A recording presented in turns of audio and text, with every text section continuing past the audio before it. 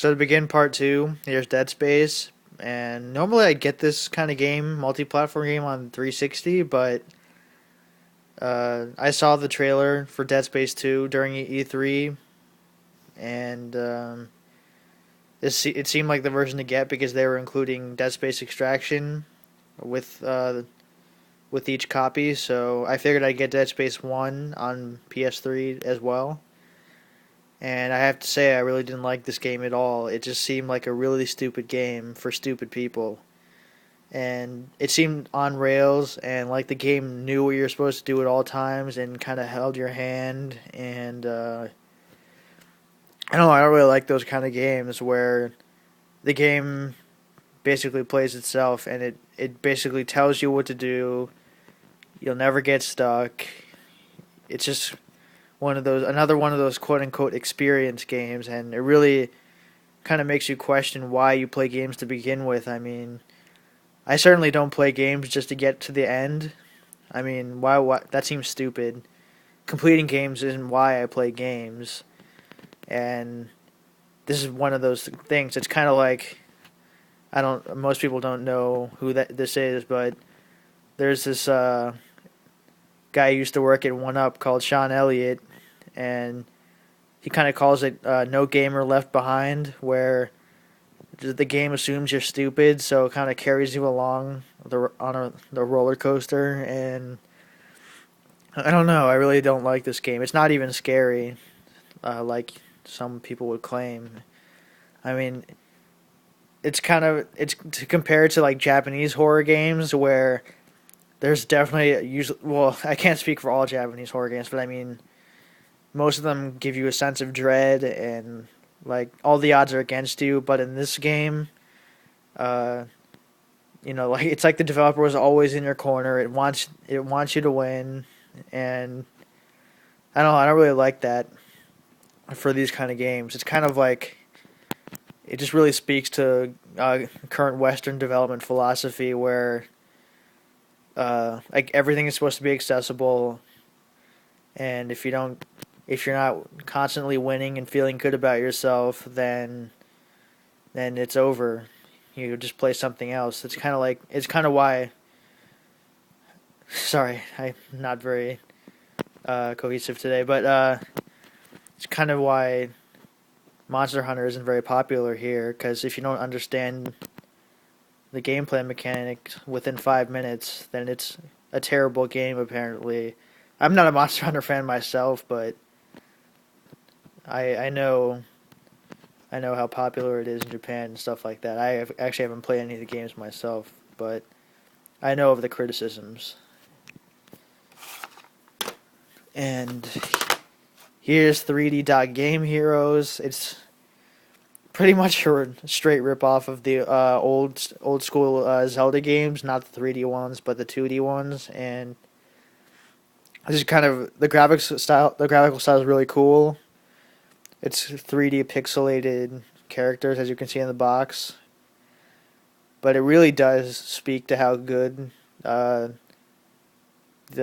studios and Nintendo are, especially creating Zelda games, because I'd say this game isn't nearly as good as any of the Zelda games. Even the old Capcom Game Boy Color Zelda games made by Flagship, like Oracle of Seasons, Oracle of Ages. This game just doesn't seem to have any soul, and I know that's what you need in a Zelda style game. It's pretty fun, but not great. And I mean, there's a lot of alternatives out there, and a lot of Zelda style games that you can play. This is pretty much a novelty that you'll enjoy in an hour, and then I don't know, probably give up on like I did. And here's Demon's Souls. I don't know why I'm reviewing this because I haven't played it yet, but I'm really looking forward to playing it because it just seems like my kind of. Well, I don't know if it's my kind of game, but I definitely like kind of those hardcore, like hard ass games that you have to master in order to keep progressing.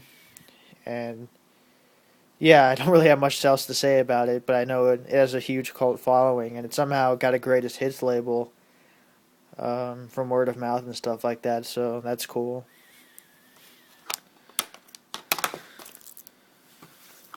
And here's Uncharted Drake's Fortune. Uh, this came out before Uncharted became a mega franchise. And I thought it was okay. It's not really. It's pretty unremarkable in many ways. It's just like Indiana Jones style game. It's certainly better than the Tomb Raider games.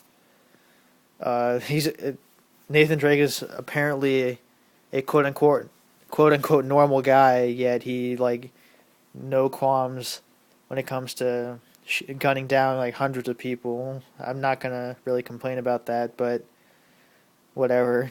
It's kind of weird. I don't know. Platforming was all right, not great, and the jet skiing part was I didn't really like too much. But other than that, I think it's a pretty good game. I'd probably skip to Uncharted 2 though if you haven't played either. So yeah. Killzone 2. Speaking of unremarkable, this is pretty much the epitome of that.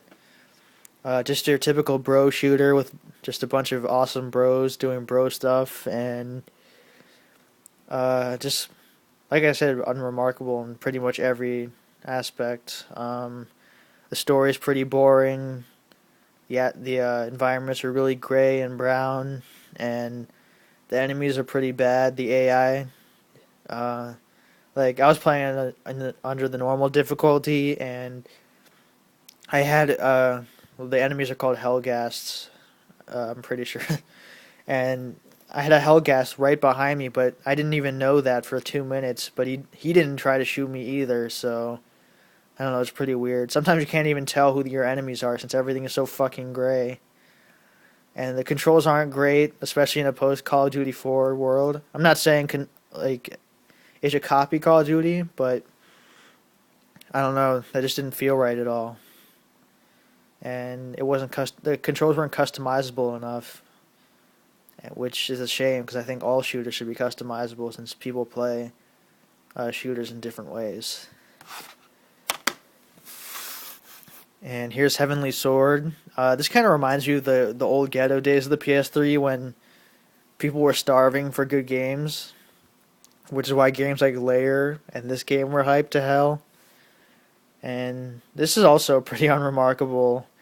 Kind of a character action game in the vein of God of War, but not as fun. And the quick time events were really stupid. The story was alright. The voice acting was actually pretty good. That's Andy Serkis, if you like that guy. The main character, Nariko, as you can see on the cover, her outfit doesn't really make sense. Like, why would a warrior not wear like much armor? That doesn't seem very smart. Yeah, I don't have too much else to say about this. I wouldn't recommend it, especially these days. There are a lot of character action games that are much better than this, like Ninja Gaiden 2, Bayonetta, and probably God of War 3. Sorry about that. On to games I haven't played yet. I don't know why I'm reviewing these, but it's part of the game. Valkyrie Chronicles. I don't know why I haven't played this yet, but I heard it's really good. It's actually made by the same developers behind Skies of Arcadia for the Dreamcast, which was also on the GameCube. It's supposed to be like a tactical game based on World War II, a fictionalized World War II. The art style is really cool. That's really all I can say about it. And here's Resident Evil 5 Gold. Don't worry, I didn't pay that price. I definitely wouldn't do that. And I got this because I knew I'd get it eventually for PlayStation Move. Because I'm sure I'd like the controls more. But like I said, I don't have a PlayStation Move yet, so I haven't really played this yet. But I fully intend to. And that's pretty much all I can say about that game. Uncharted 2, I got this on sale recently, and I hope this is better than the first one. It got a ton of Game of the Year awards, so I'm sure I'll like it a lot more than the first one, to say the least. Yeah, I wonder if after Uncharted 3 comes out, if they'll make like Uncharted Racing or something, since Naughty Dog always makes a racer after the third game, like Crash Team Racing and Jack X. So that'd be pretty funny if they did it here. And yeah, that's my entire PS3 collection. Hope you enjoyed the video, and yeah, thanks for watching.